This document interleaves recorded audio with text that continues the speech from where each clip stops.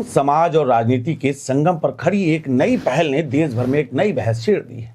वाराणसी से शंकराचार्य अभिमुक्तेश्वरानंद सरस्वती द्वारा चतुरंगड़ी सेना के गठन की घोषणा केवल एक संगठनात्मक कदम नहीं बल्कि एक व्यापक वैचारिक संदेश के रूप में सामने आ चुका है।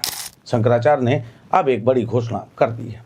बाबा काशी विश्वनाथ मंदिर की नगरी में आयोजित एक प्रेस कॉन्फ्रेंस में शंकराचार्य ने बताया कि सेना की प्रारंभिक संरचना 27 सदस्यों की होगी, जिसका लक्ष्य होगा कि अगले 10 महीनों में इसे जमीनी स्तर पर कैसे भी सक्रिय करना है, जिसमें करीब 2,18,700 गौ सैनिक तैयार करने की योजना है। सेना के सदस्यों का ड्रेस कोड भी निर्धारित किया गया है। पीला वस्त्र और हाथ में परशु एक सांस्कृतिक और धार्मिक प्रतीक के रूप में प्रस्तुत किया गया है। इसे भगवान परशुराम की परंपरा से जोड़ते हुए शंकराचार्य ने बताया कि अन्याय के विरुद्ध खड़े होना भारतीय परंपरा का हिस्सा रहा है। इस संगठन का मंत्र होगा रोको, टोको और ठोको। इसकी रणनीति क्या है?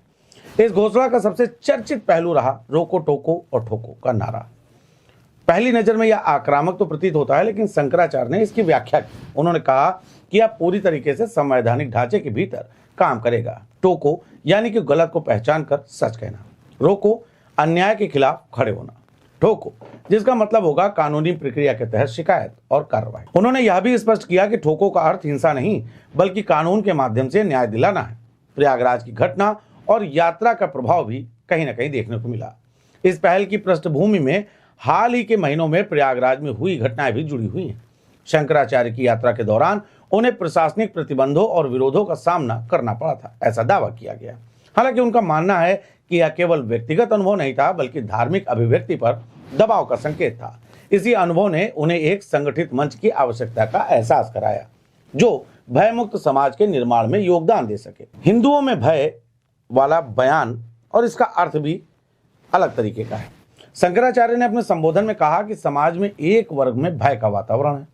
लोग सच बोलने से कतराते हैं और मजबूरी में झूठ का समर्थन करते हैं। यह बयान केवल धार्मिक नहीं बल्कि सामाजिक राजनीतिक विमर्श को भी प्रभावित करता है। उनके अनुसार चतुरंगड़ी सेना का उद्देश्य इसी भय को समाप्त करना और लोगों को सच के साथ खड़े होने के लिए प्रेरित करना होगा। राजनीतिक संदर्भ और संभावित अवसर, इस पर भी राजनीतिक टिप्पणी लगातार आ रही है। हालांकि इस घोषणा के बाद समय को देखते हुए तमाम राजनीतिक मायने भी निकाले जा रहे हैं। देश में गौ रक्षा, धार्मिक पहचान और सांस्कृतिक मुद्दे पहले से ही काफी ज्यादा संवेदनशील हैं। आगामी पश्चिम बंगाल चुनाव 2026 और राज्यसभा चुनाव 2026 जैसे बड़े राजनीतिक घटनाक्रम सामने हैं। ऐसे में इस तरीके की पहल सामाजिक विमर्श को नई दिशा भी दे सकती है, ये राजनीतिक टिप्पणीकारों का मानना है। हालांकि यह भी स्पष्ट है कि शंकराचार्य इसे राजनीतिक मंच नहीं बल्कि धार्मिक सामाजिक आंदोलन के रूप में प्रस्तुत कर रहे हैं। उन्होंने बड़ी घोषणा की कि आगामी माघ मेला तक यह सेना पूरी तरीके से तैयार हो जाएगी। यह समय सीमा इस पहल को तेजी से विस्तार देने की ओर इशारा भी करती है। आने वाले महीनों में यह देखना काफी ज्यादा महत्वपूर्ण और रोचक होगा कि यह संगठन कैसे काम करता है। क्या यह सामाजिक जागरूकता और कानून आधारित सक्रियता को बढ़ावा देगा या फिर इसे नए विवाद और ध्रुवीकरण की स्थिति पैदा होगी।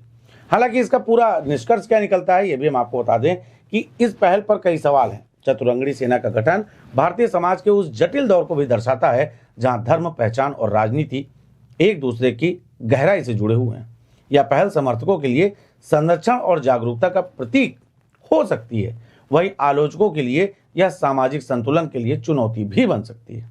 अंततः इसकी सफलता इस बात पर निर्भर करेगी कि यह संगठन अपने घोषित संवैधानिक और अहिंसक मार्ग पर कितना कायम रहता है और क्या यह वास्तव में समाज में सकारात्मक परिवर्तन ला पाता है। इस विषय को लेकर सोशल मीडिया और लोगों के बीच में विभिन्न राय। तमाम राजनीतिक रणनीतिकार मानते हैं कि क्या ये संगठन राजनीति के भीतर तो नहीं जाएगा। वहीं कई लोगों का यह मानना है कि शंकराचार्य के साथ जिस तरीके से घटनाक्रम हुए, ऐसे में उन्हें एक बड़े समर्थन की आवश्यकता थी, जिसके चलते उन्होंने यह निर्णय लिया। बहरहाल यह कितना सफल होगा, कितना असफल होगा और इस पूरे घटनाक्रम और इस संगठन को लेकर 2027 के चुनाव पर क्या फर्क पड़ेगा, लोगों की निगाह इस पर भी टिकी हुई है। आपकी निगाह किस बात पर टिकी हुई है? अपनी बात हमें हमारे कमेंट बॉक्स में जरूर बताएं। धन्यवाद। ऐसी खबरों को देखने के लिए जुड़े रहिए एशियन न्यूज़ के साथ। मैं हूं नितेश चांडिल।